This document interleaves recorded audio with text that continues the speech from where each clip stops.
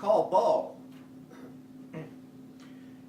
He never came to me when I would call, unless I had a tennis ball, or it felt like it.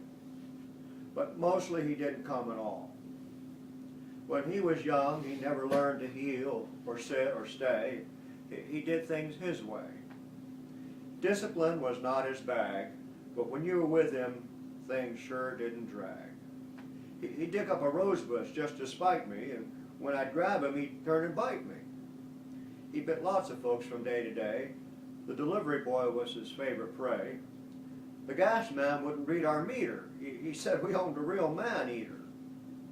He set the house on fire, but the story's long to tell. Suffice it to say that he survived, and the house survived as well.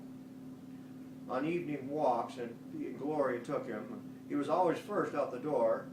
The old one and I brought up the rear because our bones were sore. He would charge up the street with Mom hanging on. What a beautiful pair they were. And if it was still light in the tourist route, they created a bit of a stir.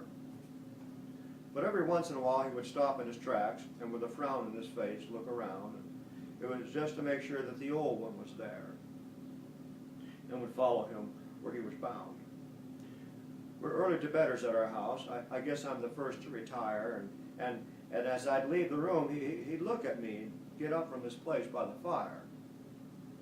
He knew where the tennis balls were upstairs, and I'd give him one for a while, and he would push it under the bed with his nose, and I'd fish it out with a smile. And before very long, he'd tire of the ball, and be asleep in his corner in no time at all. And there were nights when I'd feel him climb upon our bed and lie between us, and I'd pat his head. And there were nights when I'd feel this stare, and I'd wake up and he'd be sitting there, and I'd reach out my hand and stroke his hair. And sometimes I'd feel him sigh, and I think I know the reason why. He would wake up at night and he would have this fear of the dark, of life, of lots of things, and he'd be glad to have me near. And now he's dead. And there are nights when I think I feel him climb upon our bed and lie between us, and I pat his head. And there are nights when I think I feel that stare, and I reach out my hand to stroke his hair, but he's not there. Oh, I wish that wasn't so. I'll always love a dog named Beau.